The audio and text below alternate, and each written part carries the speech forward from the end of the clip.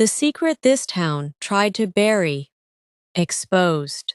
Chapter 1. The Skeleton in the Lake. The ice cracked beneath Deputy Sheriff Mara Jennings's boots, like gunfire echoing across the frozen expanse of Blackwater Lake.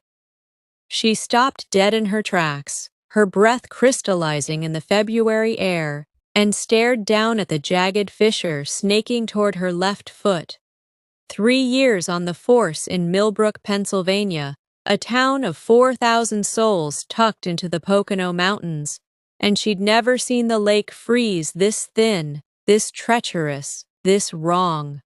But then again, nothing about this winter had been right. It was the smell that had drawn her out here at 5:47 a.m., before the sun had even considered climbing over the ridge of Hawk Mountain. A putrid, sweet stench of decay that had permeated her dreams and driven her from her rented cabin on Spruce Street, down the unplowed fire road, and onto the lake's eastern shore. The kind of smell that made seasoned cops retch and rookie deputies quit. Mara knelt, her knee cracking in the cold, and peered into the dark water visible through the fracture. Something pale and bloated bobbed against the underside of the ice, caught in the current like a grotesque puppet. She fumbled for her radio, her gloved fingers clumsy.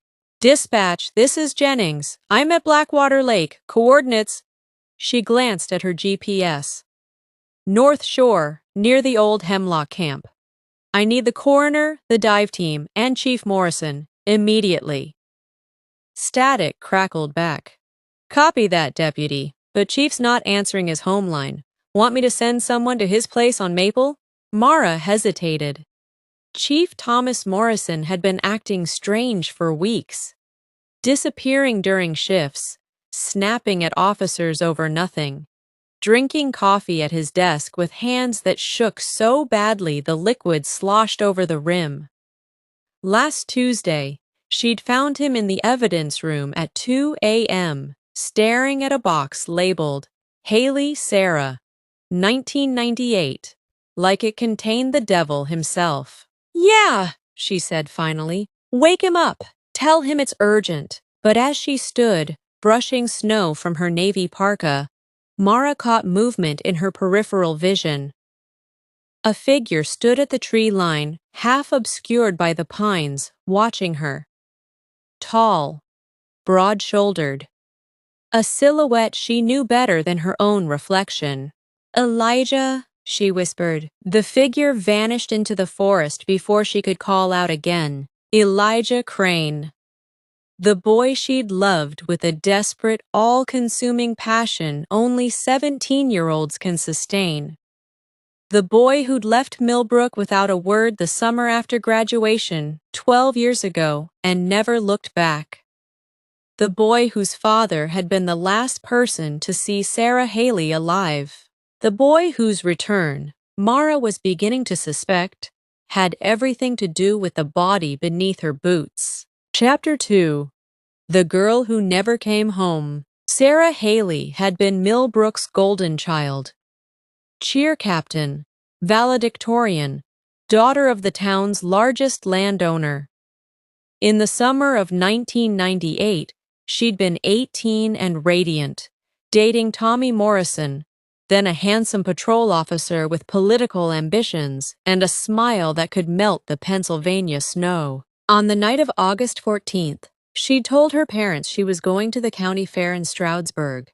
She'd never come home. For 3 weeks, search parties combed the forests and dragged the lake.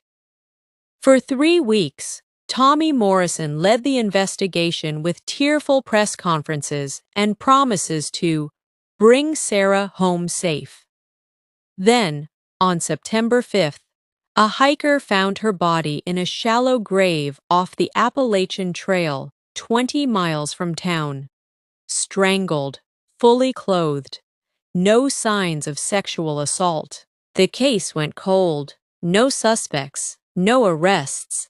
Just a town that slowly learned to forget, the way small towns always do, burying their tragedies beneath layers of gossip and time. Mara had been 6 years old when Sarah died.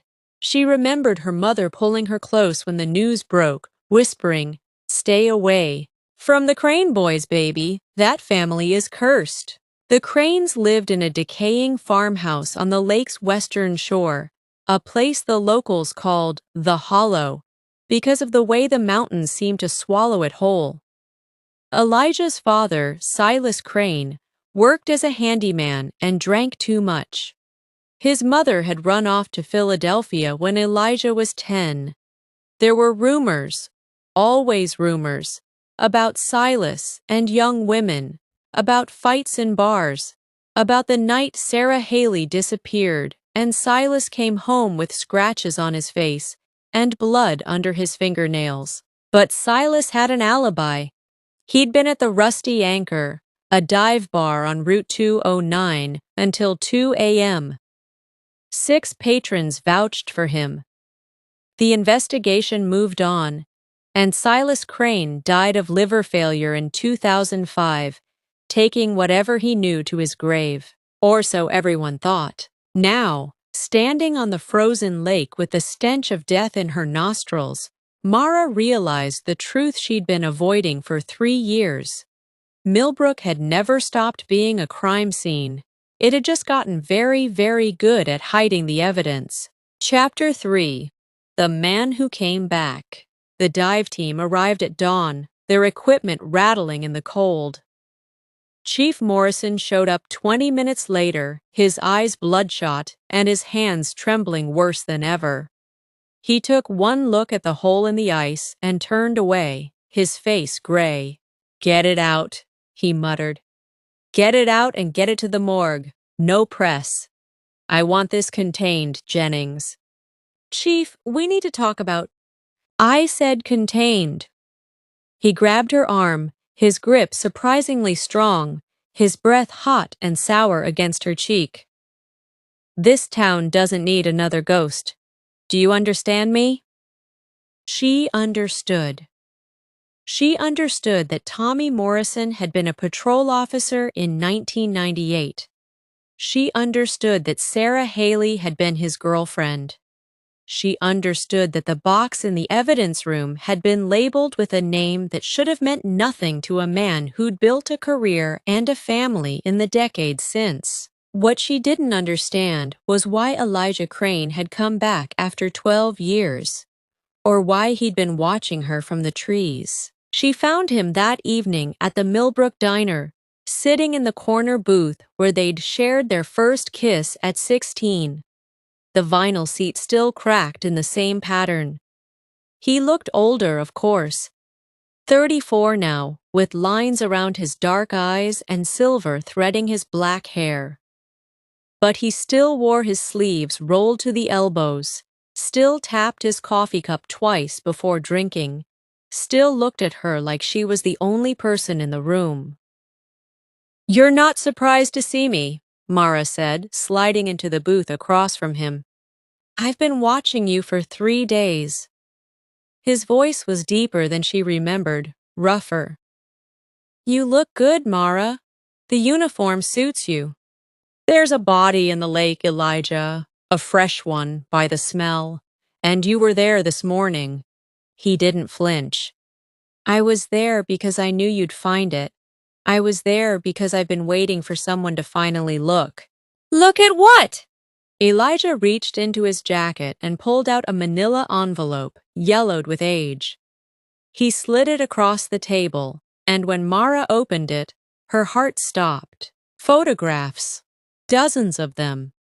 Sarah Haley, alive and laughing, standing in front of the Crane farmhouse. Sarah Haley, her face bruised, her eyes swollen with tears, holding a handwritten note.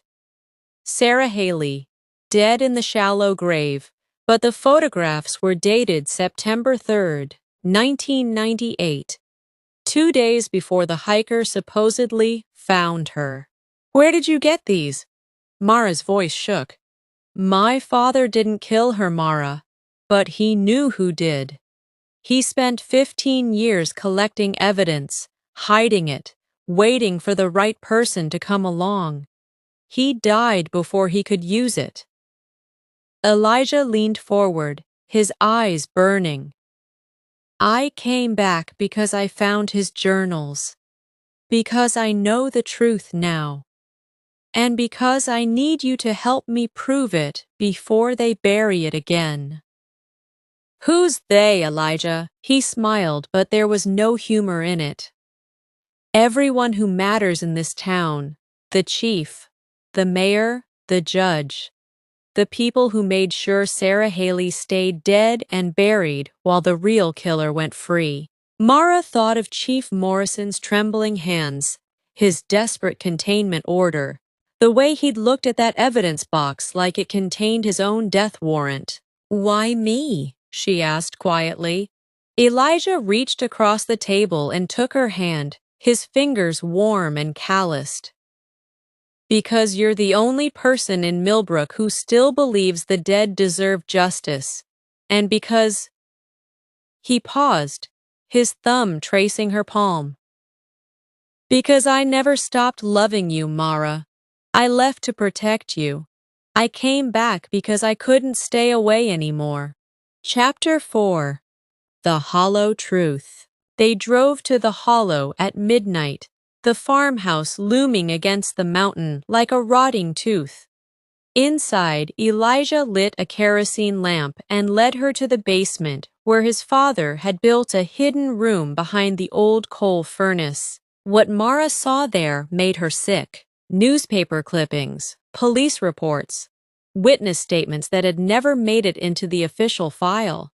And at the center, pinned to a corkboard like a grotesque butterfly, a photograph of Chief Thomas Morrison, young, handsome, uniform crisp, dragging Sarah Haley's unconscious body from a pickup truck behind the rusty anchor. Silas saw it happen, Elijah said quietly.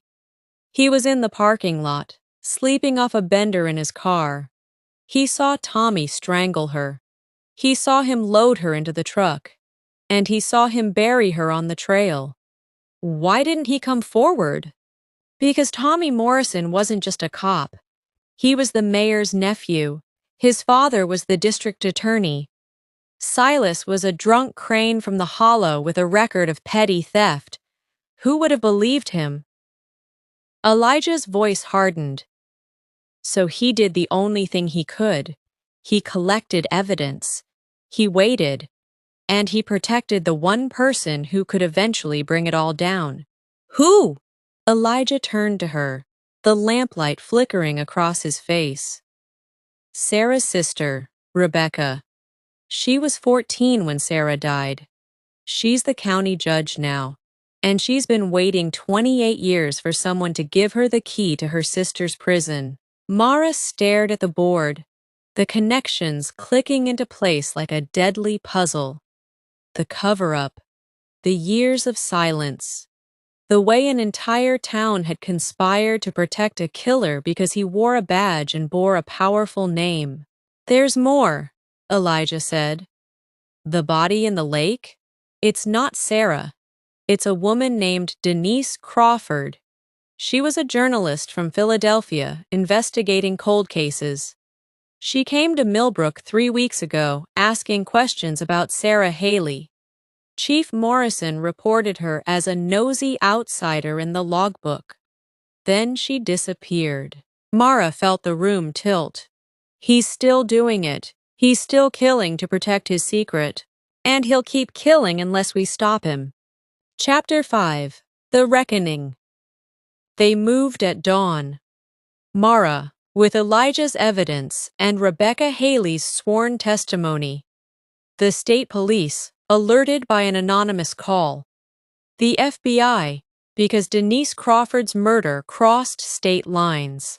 Chief Morrison was arrested in his office on Maple Street, the same office where he'd sat for 28 years signing parking tickets and shaking hands at the 4th of July parade. When they led him out in handcuffs, the town gathered in silence. No one cheered.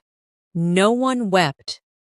They just watched, finally seeing the rot that had festered beneath Millbrook's postcard-perfect surface. In the weeks that followed, the truth unraveled like a cheap sweater. Tommy Morrison's alibi in 1998 had been manufactured by his uncle, the mayor. The witnesses at the Rusty Anchor had been paid off with city contracts. Sarah Haley had been pregnant, and Tommy had killed her rather than let his political future be destroyed by a scandi. Denise Crawford had gotten too close, and Morrison had silenced her the same way he'd silenced Sarah, strangling her in a fit of panic and dumping her in the lake, trusting the winter ice to hide her until spring. But spring came early that year, and so did justice. Rebecca Haley stood in the courtroom when the verdict was read, her sister's locket around her neck, tears streaming down her face. "She can rest now," she whispered to Mara. "She can finally rest." Elijah stayed. He bought the old farmhouse, fixed the roof, planted a garden where his father's evidence room had been. On warm evenings, he and Mara would walk down to Blackwater Lake, now thawed and sparkling in the Pennsylvania sun, and talk about the future they might finally have. "I spent 12 years running from this place," he told her one night, his arm around her shoulders. "I thought I was escaping the darkness, but I was just running from the only light that ever mattered." Mara leaned into him, smelling pine and lake water and home. "We can't change what happened, Elijah, but we can make sure it means something." Closing note: Millbrook is healing slowly, the way towns do when they finally face their ghosts. The new chief of police is a woman from Pittsburgh who doesn't know the Cranes from the Morrisons and doesn't care to learn. The Rusty Anchor has been renamed the Haleys, and Rebecca Haley cut the ribbon herself last spring. But there are other Millbrooks out there, other towns with secrets buried deep, with voices silenced and truths twisted. There are other Sarah Haleys, other Denise Crawfords, other Elijah Cranes waiting for someone to finally look. If you're reading this, if you've made it this far, know that you have power. The power to ask questions. The power to demand answers. The power to be the person who refuses to look away. Good luck out there. Stay sharp, stay brave, and remember, the darkest secrets always come to light eventually. You just need someone willing to hold the candle. Stay with us on this channel. We're just getting started. There are more stories from the shadows of small-town America, more mysteries that refuse to stay buried, more voices that deserve to be heard. Hit that subscribe button, turn on notifications, and join us as we dig deeper into the secrets this country tried to forget. This is The Secret Files, and the truth is just beginning. Subscribe now. The next story drops Friday.